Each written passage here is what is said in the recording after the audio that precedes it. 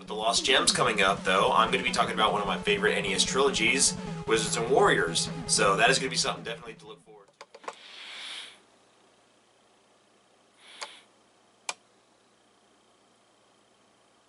What year is it?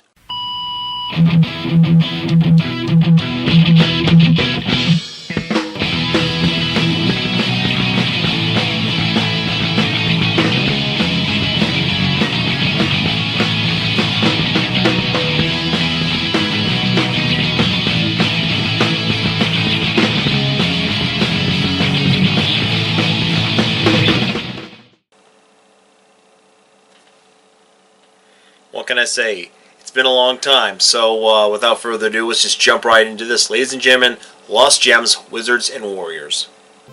So here we are, the Wizards and Warriors franchise, which released on the Nintendo Entertainment System, developed by Rare and released by Acclaim.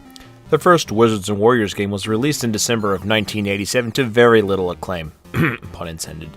It was an arcade-styled platformer that had you take control of the player Kuros in his quest to defeat the evil wizard Malkil. The character Kuros was inspired by the King Arthur mythos as well as his nemesis Malkil. The wizard himself is said to have even trained Merlin before turning evil. The quest of the first game involves you traversing through the land of Elrond to rescue the fair princess and defeat Malkil, whom became mad with power in his old age. The gameplay was very simple. You run around exploring the huge levels, collecting all kinds of loot ranging from weapons to jewels to magical items that allow you to progress through the game. You need to collect a certain number of jewels in order to make it through to the stage's boss. Each stage has a weapon that you can also collect that helps each boss battle to become more manageable. Other items you collect includes keys for locked treasure chests. The magic items that you find vary in effect as well. There's boots that slow down your fall, wands that can shoot fire or ice, and an egg that can kill everything on screen. Boss battles are somewhat cumbersome as it involves mostly avoiding them and timing your attacks for a couple of really good hits. Bosses range from a bouncing skull, to a giant bat, to a rock monster head thing that spits fire at you. At times it's very hard to avoid them as they rush you down, giving you very little room to maneuver and lining up your attacks. Thankfully, the controls are very responsive for the game's fast-paced action. The controls are pretty damn good and very responsive for an arcade-style action platformer. Kuros moves around the screen rather quickly and jumps incredibly high.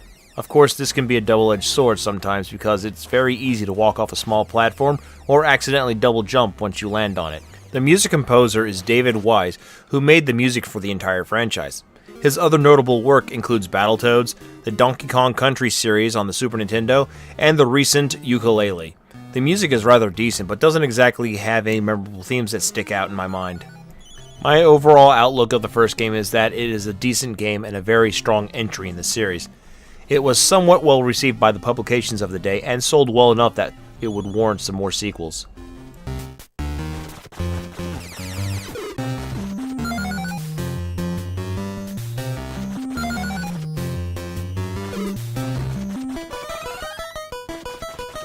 And now we move on to Wizards and Warriors 2, Iron Sword. Wizards and Warriors 2 was released 2 years later in December of 1989. This time, though, the development was handled by Zippo Games, a subsidiary of Rare Games, but still published by Acclaim Entertainment. The sequel, called Iron Sword, follows the events that take place after the first game. The warrior Kuros follows the evil wizard Malkil into the land of Sindarin. There, Malkil has gained power of the elements, and in order to defeat him, Kuros has to collect the pieces of the Iron Sword. Once assembled, you have to confront and defeat Malkil atop the peak of Icefire Mountain. As a follow-up to an already successful game, Iron Sword retains the same style of gameplay, but with some new additions. One of the first big additions is the inclusion of magic spells and a magic meter. Magic is essential in order to defeat the elementals and advance in the game. There is also the addition of an items shop that is located in most of the levels. There you can buy keys, potions, and even armor to help you on your journey. Other notable improvements over its predecessor includes improved and more colorful graphics, and a better, more memorable musical score composed by David Wise. The number of levels was cut down considerably compared to the first game, only having 5 stages. The 4 elementals having their own stage, and Fire Ice Mountain as the climactic final battle. Even though there were less levels in the previous game, the stages themselves were almost doubled in size, with lots of secrets to find and plenty of annoying enemies to fight. Another improvement were the slightly tweaked controls and gameplay. The fast-moving arcade-style gameplay is still here, but feels more refined. The platforming is much less of a hassle as compared to the first game with exception to a couple of areas. I don't find myself walking off smaller platforms with an accidental nudge on the D-pad, nor do I perform an extra hop after successfully landing.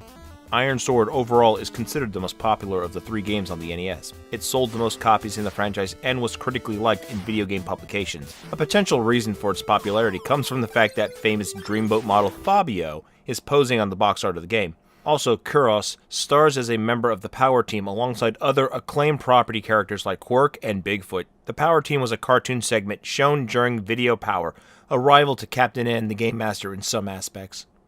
In my personal opinion, though, Iron Sword was a great game, but not my favorite of the series. It had plenty of things going for it, but there were some things that irked me and didn't feel right. For starters, the bosses all just looked goofy. Also, at times, while the game looked great, there were moments when it would become rather dull looking.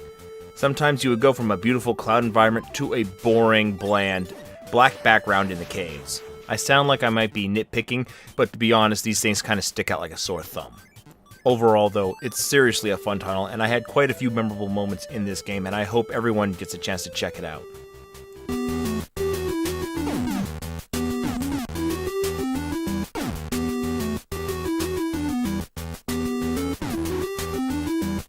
The next entry in the series, Wizards & Warriors X Fortress of Fear, was actually released a couple of months after Iron Sword on the Game Boy. I don't really want to get too deep talking about this game, mainly because it's a really bad and forgettable game. The only reason this exists is because every major franchise was getting released on the Game Boy in the late 80s, early 90s. From Mario to Castlevania to Mega Man, companies wanted all their big franchises on the system. So what makes this game bad? Well, the gameplay is slowed down quite a bit. They trade in the open world exploration for linear level designs. The controls are very floaty and the physics are off, especially when standing on vertical platforms. The hitboxes are wonky, and finally, the game screen blurs up like crazy when you're moving around.